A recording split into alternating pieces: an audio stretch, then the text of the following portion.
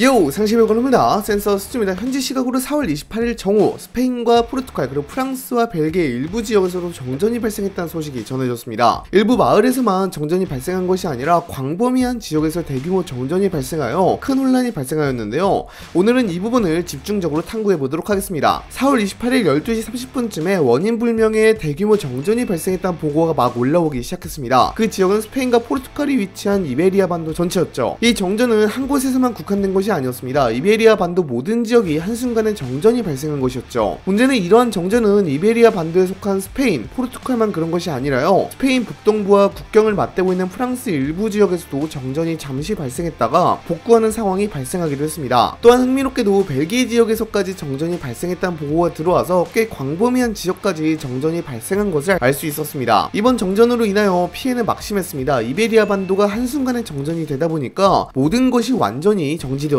철도 및 공항 운행은 중단이 되었고요. 지하철 운행도 중단되어 시민들이 큰 불편을 겪기도 했습니다. 철도가 멈추는 바람에 승객들은 기차에서 내려서 철도 위를 거니는 위험한 모습이 연출되기도 했죠. 또한 교통망도 크게 문제가 되기도 했는데요. 이베리아 반도 전 지역에서 전기가 나가다 보니까요. 신호등과 같은 교통 시스템도 전부 다 나가버린 것입니다. 이렇다 보니 신호등이 작동하지 않아서 마드리드나 바르셀로나, 발렌시아 등 교통량이 많은 도심 지역에서는 큰 혼란이 발생하기도 했죠. 다행이라면 현지 시각으로 1시 40분경에 스페인 북부와 남부 지역의 전력이 부분적으로 복구되어 전력이 돌아오게 되었는데요. 문제는 아직도 꽤 많은 지역의 전력이 돌아오지 않았다는 것입니다. 무르시아와 카스티아 레온을 포함한 스페인 대도시 일부는 아직도 정전 상태인지라 피해가 점차 커지고 있다고 합니다. 이에 따라 스페인과 포르투갈은 오늘 정전으로 인해서 비상사태를 선포하였다고 합니다. 물론 이러한 정전은 세우타, 멜리아, 카나리아 제도와 같은 지역은 발생하지 않았습니다. 왜냐하면 이 지역은 독립전력망을 구축한 상황인지라 이번 피해에서 벗어날 수 있었거든요. 그렇다면 이번 스페인 포르투갈 대규모 정전 사태 과연 왜 일어난 것일까요? 현재까지도 정확한 원인은 명확히 규명되지 않았습니다. 스페인과 포르투갈 정부는 조사 중이라는 답변만을 내놓고 있습니다. 하지만 곳곳에서 여러가지 추측과 가설들이 쏟아져 나오고 있습니다. 그리고 전문가들의 지배적인 평가에 따르면 이번 정전은 단 하나의 이유로 발생한 것이 아니라 여러 복합적인 요인이 동시에 겹친 결과일 가능성이 높다고 보고 있습니다. 왜냐하면 이번 정전 사태의 특징은 매우 이례적이기 때문입니다. 단일 국가나 특정 도시 수준이 아니라 이베리아 반도 전체에서 정전 사태가 발생했으니까요. 스페인 전역과 포르투갈 대부분 지역, 그리고 심지어 국경 넘어 프랑스 남부 일부 지역까지 광범위하게 영향을 받았습니다. 이렇게나 넓은 지역이 동시에 전력망 장애를 겪는 경우는 극히 드물기 때문에 하나의 단순한 사고로는 설명하기 힘들다는 것이 전문가들의 공통된 의견입니다. 특히 이번 사건 직전에 프랑스 남서부 지역에서 발생한 대형 화재 사고가 주요 원인 중 하나로 거론되고 있습니다. 이 화재가 인근 고압 송전선을 직접 건드리는 바람에 그 여파가 이베리아 반도로 전해졌다고 분석합니다. 초고압 송전선은 하나가 무너지면 연쇄적으로 시스템 전체에 부하를 걸리게 만드는데 이 영향으로 스페인과 포르투갈 전역에 전력망이 순식간에 붕괴하였다는 설명이 나왔습니다. 하지만 이것만으로는 설명이 다 되진 않습니다. 그렇다 보니 일각에서는 사이버 공격 가능성도 조심스럽게 제기되고 있습니다. 물론 현재까지 스페인 정부나 EU 차원에서는 명백한 사이버 공격 증거는 없다고 발표했습니다. EU 정상회의 상임의장인 안토니오 코스타 역시 현 단계에서는 사이버 공격 징후가 발견되지 않았다고 밝히긴 했습니다. 하지만 스페인의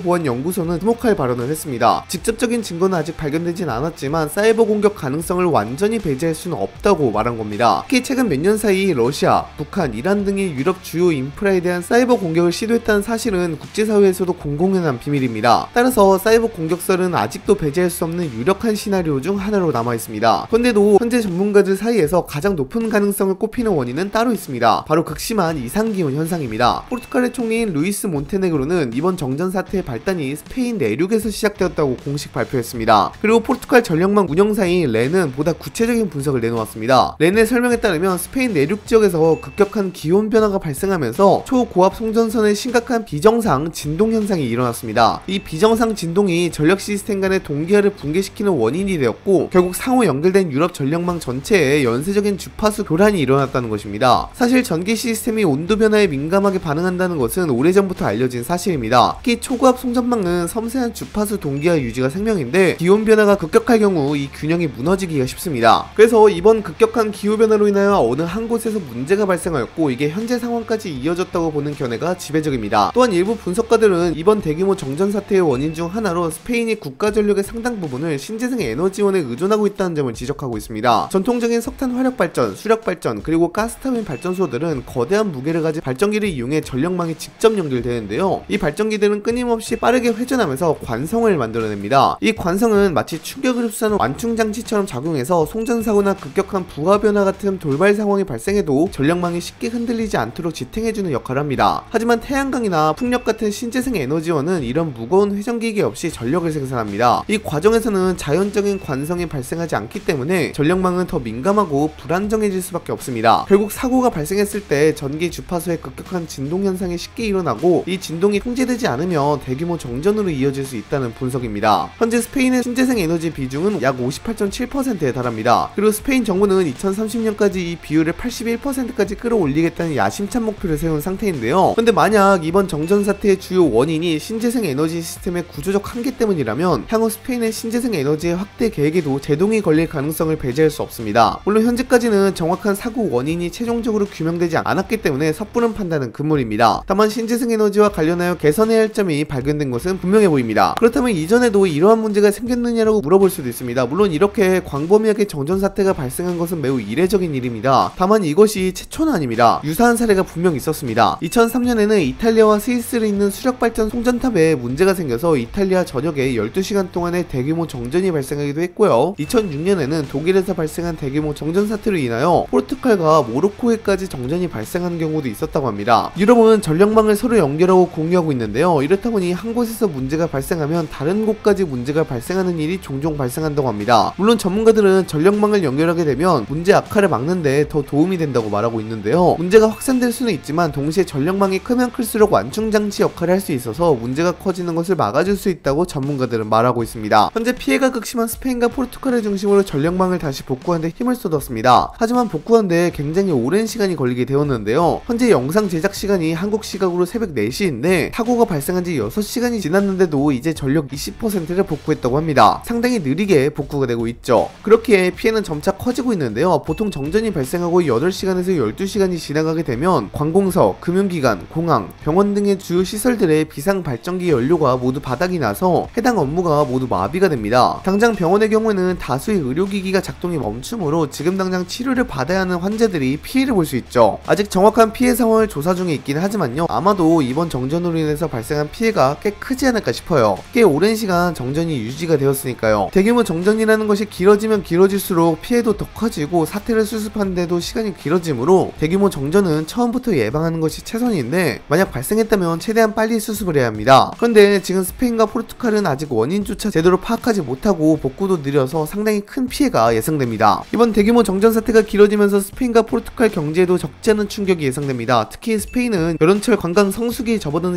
시점이었는데 이번 정전으로 인하여 많은 관광객들이 여행을 취소하거나 타국으로 발길을 돌릴 가능성이 높아졌습니다. 포르투갈 또한 관광산업 의존도가 높은 국가인데요. 스페인의 경우에는 GDP의 11%, 포르투갈은 GDP의 15% 정도가 관광 수입에 의존할 정도로 관광산업이 큰 나라들입니다. 그런데 이번 대규모 정전 사태로 인하여 항공편 지연, 호텔 서비스 중단 등으로 관광 수입이 급감할 수 있어서 경제 전반에 어느 정도 타격이 불가피할 것으로 보입니다. 그 외에도 정전으로 인한 피해를 계산하면 꽤 큰 수치가 나오지 않을까 싶습니다. 현재 스페인과 포르투갈은 대규모 정전 사태로 인해 갑작스럽게 큰 위기를 맞게 되었습니다. 이 두 국가는 어떻게 이 문제를 슬기롭게 해결할까요? 그리고 이 대규모 정전 사태의 정확한 원인은 무엇일까요? 여러분의 생각도 궁금합니다. 댓글로도 달아주시기 바랍니다. 이상 영상 마치도록 하겠습니다. 빠이염!